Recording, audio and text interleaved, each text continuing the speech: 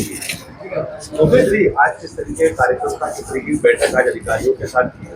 देखो, जिला प्रशासन की आज समीक्षा बैठक थी और समीक्षा बैठक में उससे पहले हमने संगठन की बैठक की। संगठन के माध्यम से जिले की पूरी जानकारियाँ इकट्ठा की। उसके बाद में जिला प्रशासन के साथ बैठक हमने विशेष करके बिजली विभाग को निर्देश दिया है कि कहीं भी पूरे इटावा जनपद में कहीं किसी का भी बिल कोई गलत न हो, बिल ठीक तरह से हो, और जा कर के बिजली विभाग वहाँ फीडर पर जाएं, कैंप लगाएं और जनता की समस्या का, बिलों का कोई गड़बड़ है तो उसे जाकर ठीक कराएं, उनका निस्तारण कराएं।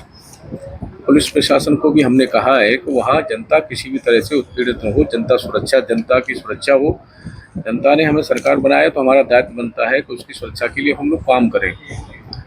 ऐसे ही सभी विभागों को हमने निर्देश दिया है कि सभी विभाग अपने अपने विभाग में बैठकें करें। अपने अपने विभागों में जहाँ तहसील दिवस लगता है, थाना दिवस लगता है, सभी विभाग वहाँ जाकर के जनता की समस्याओं का निस्तारण कराएं।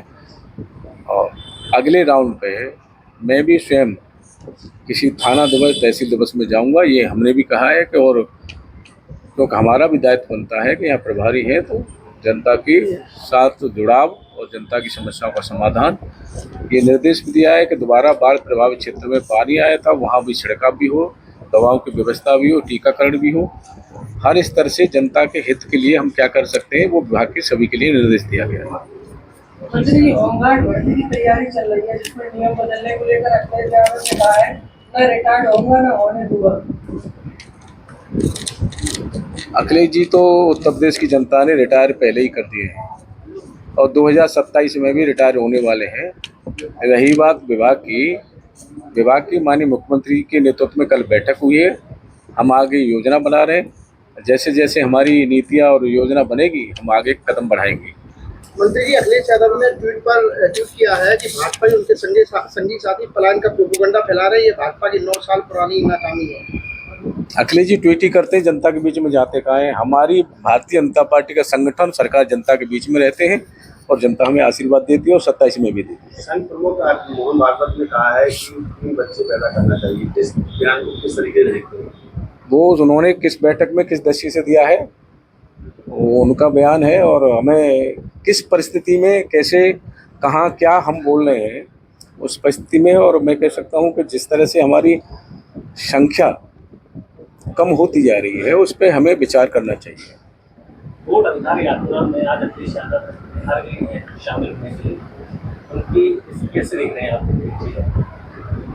बिहार में सभी विपक्षों को लग रहा है कि बिहार में भी भारतीय जनता पार्टी के नेतृत्व में सरकार बनने वाली है, तो कोशिश कर रहे हैं, अपना प्रयास कर रहे हैं कि सभी इकट्ठा होकर के भारतीय जनता पार्टी को कैसे हम शिकस्त दें। प्रयास करें लेकिन जनता उसमें कामयाब होने नहीं देगी। योगी सरकार को रिपोर्ट सौंपी गई है संबल, जिसमें 15% हिंदू आबादी पीछे होने की बात कहती है। इसको लेकर कैसे देखते हैं? देखिए, अभी रिपोर्ट जो है माननीय मुख्यमंत्री जी के पास है, हम लोगों ने देखी नहीं है, लेकिन इतना मैं जरूर कहूँगा संभल का प्रभारी होने के नाते जब हम संभल जाते हैं या संभल के पास के जिलों में भी हम जाते हैं, जैसे मुरादाबाद जाना हो, चाहे अमरोहा जाना हो, चाहे और किसी जिलों में जाना हो, तमाम लोग हमें जो वहाँ से पिछले कालखंड में पलायन कर गए हैं वो लोग एप्लीकेशन लेकर के हमारे पास आते थे। हमारा घर पे कब्जा कर लिया, हमारी ज़मीनों पे कब्जा कर लिया है। कहीं कुछ तो हुआ है जो लोग अब आकर के मिलते हैं। योगी जी की सरकार पे उन्होंने भरोसा किया है, तब जाकर के वो लोग हम लोगों के पास आते हैं और एप्लीकेशन देते हैं। तो निश्चित रूप से कुछ तो हुआ है और जांच जैसे भी माननीय मुख्यमंत्री जी पढ़ेंगे उसके अनुसार आगे सरकार कदम बढ़ाएगी।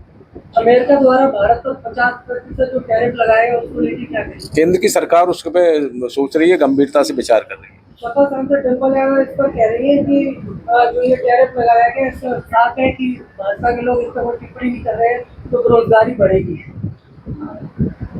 समाजवादी पार्टी की जब सरकार रही है,